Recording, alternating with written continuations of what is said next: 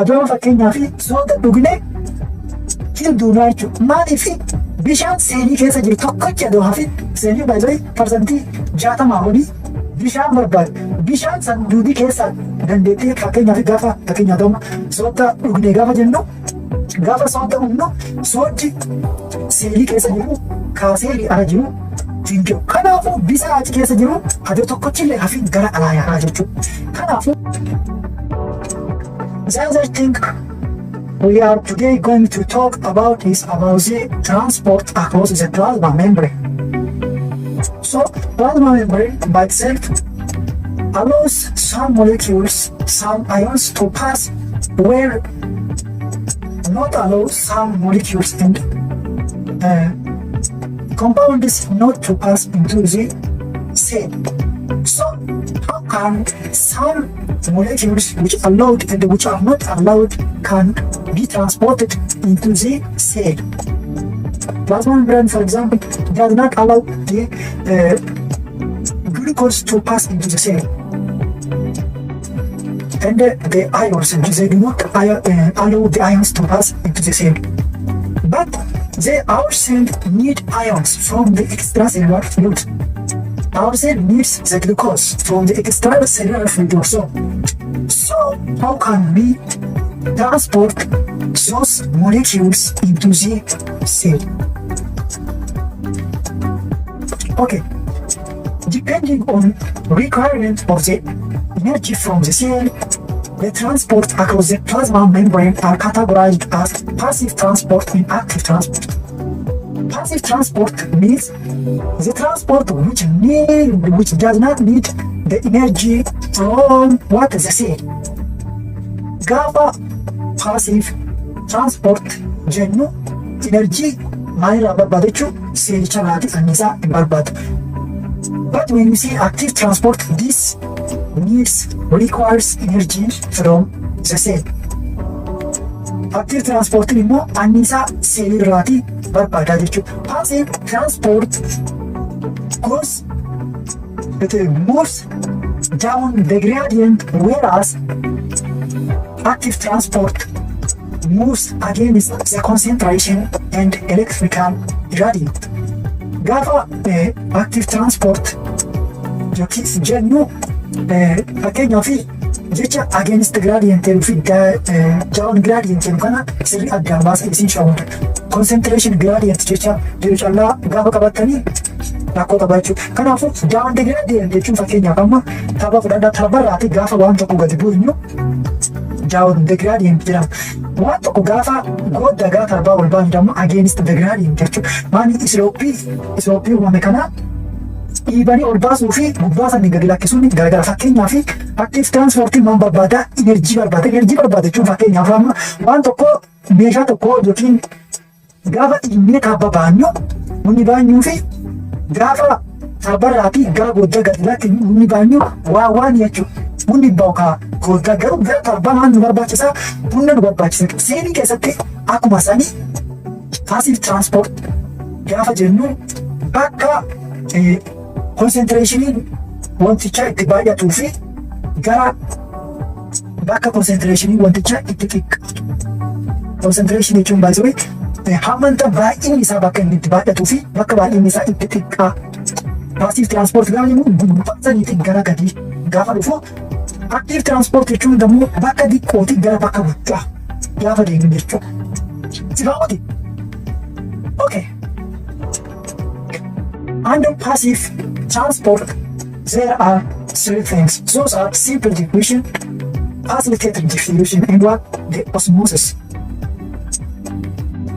Okay. Generally, passive transport is the movement from high concentration toward low concentration. Movement down the concentration gradient. It does not need the transport. Kanaafuu gaafa osmosis jennuun guddaarraa gara xiqqaa. Gaafa facilitated diffusion jennuun guddaarraa gara xiqqaa. Gaafa simple diffusion jennuun guddaarraa gara xiqqaa dhiiga deema jechuudha. But the difference between the synergy is one, the simple diffusion is the transport of the non-polar solvents which can pass the plasma membrane. It is allowed by plasma membrane to pass. Kanaafuu gaafa simple diffusion jennu plasma membrane isaan dhoobu jechuudha. Fakkeenya wantoota lipiidii ta'an, wantoota non-poolarii ta'an, fakkeenya lipiidii ta'uu danda'a, oksijiinii ta'uu danda'a, kaarboon daayoksayidii ta'uu danda'a, warri kun hundinuu maa hin barbaadan jechuun carrier molecule hin barbaadan plasma membrane waan isa dhooginee fi qaxxalee seenaa jechuudha. Warri kun. The next is the facilitated diffusion. The facilitated diffusion does not need energy, but they need the carrier. Gaafa facilitated diffusion jennu maanti jira jechuun tiraanspoortii kana keessatti maan barbaada keererii molekiulii isa qabatee gara keessaa seensisu barbaada. Fakkeenyaaf keerer pirootinii barbaada jechuudha. Yoo keerer pirootinii kana argatini hin seenu jechuudha. Isin galee mati fakkeenyaaf gulukooseen waan ta'e danda'u gara seenichaa fi keerer molekiulii barbaada jechuudha. Kanaafuu facilitated diffusionii wanni simple diffusionii irraa adda godhamaanii simple diffusionii maal hin barbaadu enerjii fi pirootinii illee hin barbaadu jechuudha. Garuu facilitated diffusionii enerjii hin barbaadu garuu maal barbaada keerer molekiulii barbaadanii yookiin keerer pirootinii barbaada jechuudha. The answer is what? The osmosis. Osmosis is the movement of the water from high water potential to low water potential. By the way, we don't say high water concentration to low water concentration. We say high water potential to low water potential. We use concentration for what? For the molecules, for compounds, for what? For the ions. But for water, we use the word potential. Kanaafuu gaafa osmosis jennu high water potential ka'ee gara low water potential maali water concentration hin jennu water fi potential jennu maali concentration hin jennu jecha concentration jedhamu isaa eenyu fayyadamna jechuun moleculotaaf ayoonotaaf compoundota garagaraatiif fayyadamna malee water fi concentration isa waanii ta'e jechuudha waan tokko ta'e jechuudha. The overall movement of the water across the plasma membrane is mediated depends on the presence of the salt or sodium in the cell and extracellular fluid. If the sodium is abundant in the cell, the water moves from extracellular fluid to the cell. If the sodium is abundant in extracellular fluid, the water moves from what cell to the extracellular fluid. Kanaafuu bishaanii gara seenii seenuu fi seenii keessa bahu sochiin bishaanii kuni maal irratti hundaa'a? Soogidda irratti yookiin soodiyemii irratti hundaa'a jechuudha. Fakkeenyaaf gaafa soodiyemiin seenii keessa baay'atee bishaan seenii alaa gara seenii dhufa. Gaafa soodiyemiin seenii ala baay'atee seenii keessaatii gara alaa deema. Kanaaf maal jenna seetanii midhaan baay'ee sooddaa qabu hin nyaatin haa'uun jedhamu. Fakkeenyaaf yoo midhaan baay'ee mi'aawe nyaatanii namni baay'ee dheebota. Maaliif ka dheebota jiru seelii. Baay'ee soodii nuti nyaanne gara dhiigaati. Ekstiraasellulaar fluidii keessaa tokkochi dhiiga. Gara dhiiga keenyaa seenu. Gara dhiiga keenyaa seenu bishaan maal godha seenii keessaa tuuta jechuudha. Kanaafuu ati bishaan humtaa hidhee wakka maaliif bishaan seenii keessaatii gara maaliyaa gara alaa yaa'a jechuudha. Gara ekstiraasellulaar fluidii waan yaa'uu fi ati hidhee wakka jechuudha. Kanarra baay'ee adooma fakkeenyaa fi soota dhugnee hilduunaa jechuudha. Maaliif bishaan seenii keessa jiru tokkochi adoo hafi seeniin baay'ee parsantii 60 olii bishaan barbaada. Bishaan san duudii keessa dandeettii fakkeenyaaf gaafa adooma soota dhugnee gaafa jennu gaafa soota dhugnu sooddi seenii keessa jiru kaasee ala jiru hin jiru. Kanaafuu bishaan achi keessa jiru adoo tokkochillee hafi gara alaa yaa'aa jechuudha. Kanaafuu so depending on the concentration of the sodium in extracellular fluid, the solution are categorized into three. Those are hypertonic solution, isotonic solution, and what? Hypotonic solution. Maani soodiyemii seelii keessaa adoon ta'in ekstraaseelularii fluidii keessa jiru irratti hundaa'uun solutionii bakka sadii qoodna. Hypertonic solution, isotonic solution fi hypotonic solution jennee qoodna. So the suffix tonic represents what? Tonicity. Tonicity means what? Amount of the salt or the saltness. Gaafa tonic jennu tonicity bakka bu'a. Tonicity jechuun maali? Saltii hagam giraa waan jedhu kasafaru jechuudha. So the word hyper means what? High. Iso means the same. Hypo means low. Kanaafuu gaafa hyper jennu baay'ee jechuun iso gaafa jennu immoo wal fakkaataa jechuun hypo gaafa jennu immoo maal jechuudha?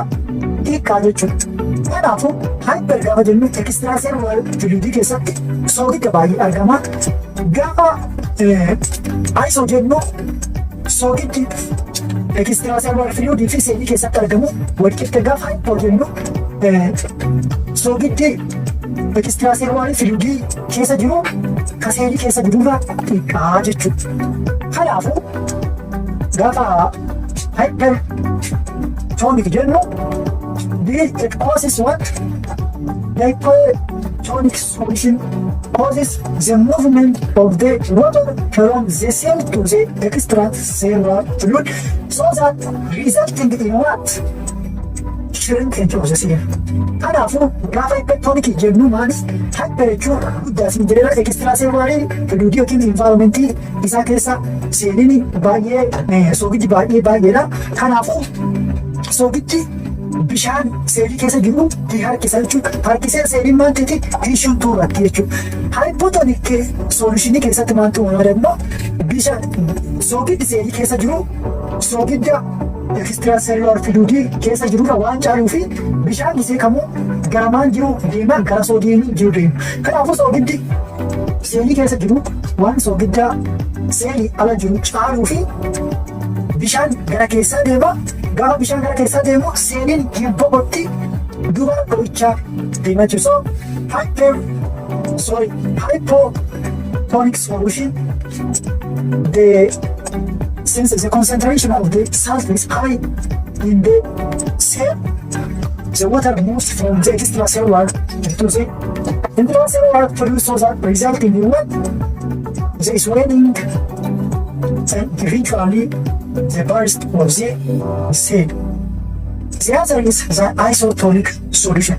Iso means what? The same. So the sodium found in the cell and the sodium found in the extracellular are equal. So there is no net movement of the water. Kanaafuu net movement water hin jiru jechuudha. Net movement bishaanii hin jiru. Maaliif soogiddi seelii keessa jiruu fi soogiddi seelii ala jiru maaliif walqixxee waan ta'eef bishaan gara kamuu yaa'u jechuudha.